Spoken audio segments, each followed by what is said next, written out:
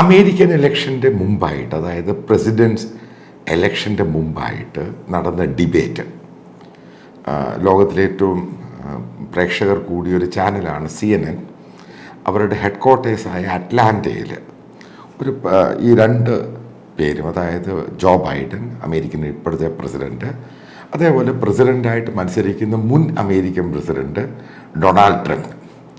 ഇവരുടെ ഡിബേറ്റ് എനിക്ക് തോന്നുന്നു ലോകത്തിലെ ഏറ്റവും കൂടുതൽ ആൾക്കാർ ഈ അടുത്ത സമയത്ത് കണ്ട ഏകദേശം 1.5 മണിക്കൂർ നീണ്ടു നിന്ന വീഡിയോ ആണ്.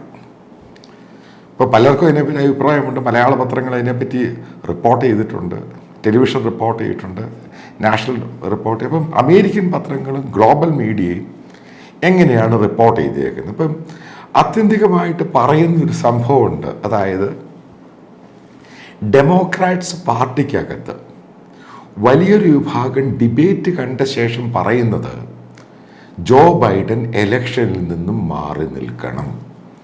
ഇതിൻ്റെ അകത്ത് ഏറ്റവും പ്രാധാന്യം അറിയിക്കുന്ന ഒരു പ്രത്യേക പോയിന്റ് ഉണ്ട്.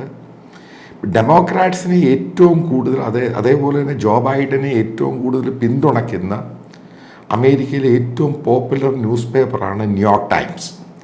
അവരുടെ ഇന്ന് എഡിറ്റോറിയലിൻ്റെ അകത്ത് വന്നിരിക്കുന്നത് ഈ റേസിൽ നിന്നും ജോ ബൈഡൻ മാറി നിൽക്കണം. അതായത് ഓൾമോസ്റ്റ് അമേരിക്കയുടെ പ്രൈമറി അത് കഴിഞ്ഞ് അതാണ് ഫസ്റ്റ് സ്റ്റേജ് എന്ന് പറയുന്നത്. അത് ഇലക്ഷൻ ഓൾമോസ്റ്റ് പാർട്ടിക്കകത്തെ ഇലക്ഷൻ ഓൾമോസ്റ്റ് ഫിനിഷ്ഡാണ്. അപ്പോൾ ഈ പ്രൈമറി റെപ്രസെൻറ്റേറ്റീവ്സിൽ വലിയൊരു വിഭാഗം ജോ ബൈഡനെ പിന്തുണച്ചാണ് ഇലക്ഷനിൽ കയറി വന്നിരിക്കുന്നത്, അതായത് ഡെമോക്രാറ്റ്സ് പാർട്ടിക്കകത്ത്.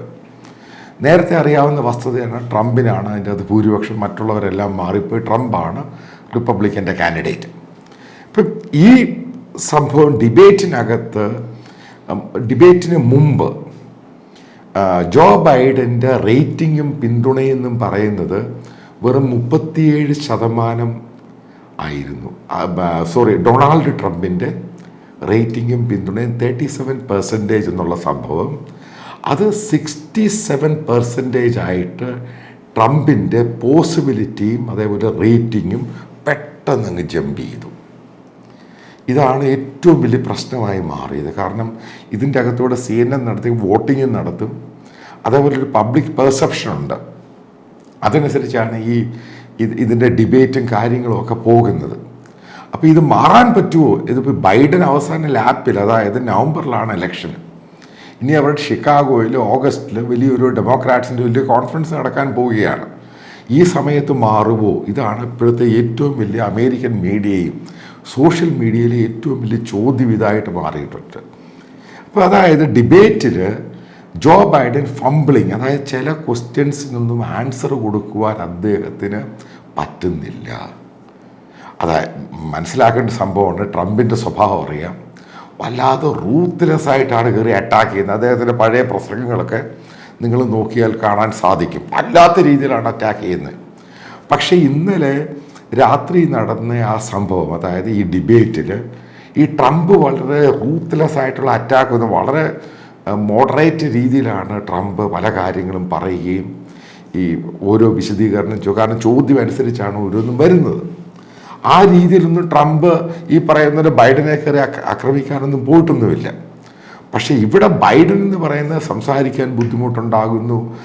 ആദ്യത്തെ ഏകദേശം 1 മണിക്കൂറോളം ബൈഡൻ ശരിക്കും പാടുപെടുകയാണ്. ചിലതിനൊന്നും ക്വസ്റ്റ്യൻസിന് ആൻസർ കൊടുക്കാൻ പറ്റുന്നില്ല, ചിലതൊക്കെ അങ്ങ് വളരെ ലാഗായിട്ട് എവിടെയോ ഒന്നില്ലാതെ പോകുന്നു. ഇതിൻ്റെ കാരണങ്ങളൊക്കെ മീഡിയ പറയുന്നത് ഈ ബൈഡൻ്റെ പ്രായമാണ് ഒരു ഘടകം. അതായത് ബൈഡൻ ഇപ്പോൾ 81 വയസ്സുണ്ട്. 4 വർഷം കഴിയുമ്പോൾ ബൈഡന് 86 വയസ്സിലോട്ട്, 85-86 വയസ്സിലോട്ട് ബൈഡൻ പോകും. ഇത്രയും നാളും ലോകത്തിലെ ഏറ്റവും ശക്തമായ രാജ്യം അമേരിക്ക, അതായത് എക്കോണമിയാണ്, പിന്നെ ഏറ്റവും വലിയ മിലിറ്ററി സൂപ്പർ പവറായ അമേരിക്കയുടെ പ്രസിഡൻറ്റ് ഇതേപോലെ പ്രായവും ഇതേപോലെ നല്ലപോലെ സംസാരിക്കാൻ കഴിയാത്ത ഒരാളായിരിക്കുമോ? ഇതിലേക്കാണ് കാര്യങ്ങൾ വളരെ സീരിയസ് ആയിട്ടാണ് ഇപ്പോഴത്തെ ടോക്സ് എന്ന് പറയുന്നത്. കാരണം പ്രായം പ്രശ്നമാണ്.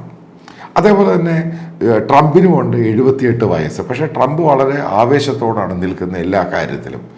പല കോർട്ട് കേസുണ്ട്, പല സംഭവമുണ്ട്. ഇതിനൊക്കെ ഓവർകം ചെയ്തിട്ടാണ് ട്രംപ് വളരെ അചഞ്ചലമായിട്ട് നിൽക്കുന്നത്. അപ്പം ഈ വിഷയമായിട്ട് ബന്ധപ്പെട്ട് ഡിബേറ്റിൽ ലോകകാര്യങ്ങളെല്ലാം വരും. അമേരിക്കൻ എക്കോണമി വരും, അമേരിക്കൻ സോഷ്യോളജി വരും, അവിടുത്തെ ഇമിഗ്രേഷൻ ഇഷ്യൂ വരും, പല ഇഷ്യൂസ് ഉണ്ടാകും, പല പല ടോപ്പിക്കുകളാണ് സംസാരിക്കുന്നത്. അതേപോലെ ചൈനയുമായിട്ടുള്ള റിലേഷൻഷിപ്പ്, ഗാസ ഇസ്രായേൽ ഇഷ്യൂ, മറ്റുള്ള ഫോറിൻ പോളിസി, ഇതെല്ലാം ഇതിനകത്ത് ഓരോന്നായിട്ട് കയറി വരും. അപ്പോൾ ഇതൊക്കെ വന്നിട്ടും നമ്മൾ മനസ്സിലാക്കേണ്ട സംഭവമുണ്ട്. ട്രംപ് എന്ന് പറയുന്ന ആൾക്ക് ഇപ്പോൾ കേക്ക് വാക്ക് പോലെ, അതായത് വലിയ ഇലക്ഷൻ്റെ അകത്ത് ബൈഡന് പ്രത്യേകിച്ച് പ്രശ്നം ഒന്നും ഉണ്ടാക്കാൻ സാധിക്കുന്നില്ല. ആ രീതിയിൽ ട്രംപ് ജയിക്കുമെന്നാണ് ഇപ്പോഴത്തെ ഏറ്റവും വലിയ പ്രഡിക്ഷൻ വെച്ച് കഴിഞ്ഞാൽ ട്രംപ് കേക്ക് വാക്ക് പോലെ തൂത്തുവാരുമെന്നാണ്. അപ്പോൾ അവിടെ ബൈഡൻ ഒരു കാൻഡിഡേറ്റ് അല്ലാതായിട്ട് മാറുന്നു. ഈ രീതിയിലോട്ടാണ് ടോക്സ് പോകുന്നത്. അപ്പം ഒബാമ ബൈഡനെ സപ്പോർട്ട് ചെയ്യുന്നുണ്ട്, മറ്റു ചില ആൾക്കാർ, അതായത് ഡെമോക്രാറ്റ്സിൻ്റെ സീനിയറായിട്ടുള്ളവർ സപ്പോർട്ട് ചെയ്യുന്നുണ്ട്. പക്ഷേ അതിൻ്റെ പല ആൾക്കാരും, ബേസിലുള്ള ആൾക്കാരും, സെക്കൻഡ് ലെവലിലും തേർഡ് ലെവലിലുള്ള ആളുകൾ ബൈഡൻ്റെ സപ്പോർട്ട് മാറി ഈ ഡിബേറ്റിന് ശേഷം. കാരണം ബൈഡന് അമേരിക്കൻ പ്രസിഡൻ്റ് ആകാനുള്ള കേപ്പബിലിറ്റി ഇല്ല, പ്രായം അദ്ദേഹത്തെ ബാധിച്ചിരിക്കുന്നു, അദ്ദേഹത്തിന് സംസാരിക്കാൻ സാധിക്കുന്നില്ല. ഇൻസ്റ്റൻ്റായിട്ട് ട്രംപ് ഓരോ കാര്യങ്ങൾ പറയുമ്പോൾ അതിനെ അറ്റാക്ക് ചെയ്യാൻ സാധിക്കുന്നത്. ഈ രീതിയിലൊക്കെ ടോക്സ് വല്ലാത്ത രീതിയിലാണ് പോകുന്നത്. ഇനി ബൈഡൻ തന്നെ വിചാരിച്ചാൽ മാത്രമേ, അദ്ദേഹം തന്നെ സ്വയമേ വിചാരിച്ചാൽ മാത്രമേ എലക്ഷനിൽ നിന്നും ഈ ബൈഡൻ മാറിയിട്ട്, അപ്പോൾ അവിടെ പോസിബിൾ ചാൻസ്, ഇപ്പോൾ കമല ഹാരിസിൻ്റെ പേര് പറയുന്നു, അതേപോലെ തന്നെ ഒബാമയുടെ വൈഫ് മിഷേൽ ഒബാമ, അവരുടെ പേര് പറയുന്നു, കാലിഫോർണിയ ഗവർണറുടെ പേര് പറയുന്നു. അങ്ങനെ പല പേരുകൾ വരെ ഇപ്പോൾ അതിൻ്റെ അകത്തോട്ട് ഫ്രൈയിലോട്ട് വരാൻ തുടങ്ങി. അതായത് വളരെ സീരിയസ് ആയിട്ട് തന്നെയാണ് അമേരിക്കൻ ഇലക്ഷൻ പോകുന്നത്. ഡെമോക്രാറ്റ്സിൻ്റെ കാൻഡിഡേറ്റായിട്ട് ബൈഡൻ വരുമോ ഇല്ലയോ എന്നുള്ള സംഭവം, കാരണം അൺസർട്ടനിറ്റിയുടെ രീതിയിലോട്ട് പോവുകയാണ്. ബൈഡൻ സ്വയമേ മാറുവാണെങ്കിൽ മാത്രമാണ് ഒരു മാറ്റമുണ്ടാകുന്നത്. പക്ഷേ ഒരു കാര്യം വളരെ കൃത്യമായിട്ട് പറയാം, ഈ അമേരിക്കൻ പ്രസിഡന്റ് ബൈഡനുമായിട്ട് അടുത്ത ഇലക്ഷനിൽ ജയിച്ച് അമേരിക്ക മുന്നോട്ട് പോകുന്നത് ലോകത്തിന് തന്നെ വലിയ പ്രശ്നമായി മാറും. കാരണം ഹെൽത്ത് ഒരു മാറ്ററാണ്. അദ്ദേഹം തന്നെ പറഞ്ഞിട്ടുണ്ട്, അയാൾ ഹെൽത്ത് പ്രശ്നമുണ്ട്, ഏജ് പ്രശ്നമുണ്ട്, ഓർമ്മക്കുറവുണ്ട്, ഇതൊക്കെ അദ്ദേഹം തന്നെ അഡ്മിറ്റ് ചെയ്യുന്നതാണ്. ഒരു അമേരിക്കൻ പ്രസിഡന്റ് ഇങ്ങനെയുള്ള പ്രശ്നങ്ങളൊക്കെ ഉണ്ടെങ്കിൽ ഇലക്ഷന് മത്സരിച്ച് പ്രസിഡന്റ് ആയിക്കഴിഞ്ഞാൽ ലോകത്തിലെ ഏറ്റവും പവർഫുൾ പോസ്റ്റാണ് അമേരിക്കൻ പ്രസിഡന്റ്, ലോകത്തിലെ ഏറ്റവും വലിയ പവർഫുൾ ആർമിയുടെ ഹെഡാണ്. അപ്പോൾ ഏത് രീതിയിലാണോ അതിനെപ്പറ്റിയുള്ള ഡിബേറ്റാണ് സോഷ്യൽ മീഡിയയിലും അമേരിക്കൻ മീഡിയയിലും, പ്രത്യേകിച്ച് ഡെമോക്രാറ്റ്സിനെ അനുകൂലിക്കുന്ന മീഡിയ പോലും, അതായത് ബൈഡനെ അനുകൂലിക്കുന്ന മീഡിയ പോലും ബൈഡൻ മാറി നിൽക്കണം എന്നുള്ള ഒരു ഡിമാൻഡാണ് മുന്നോട്ട് വെക്കുന്നത്.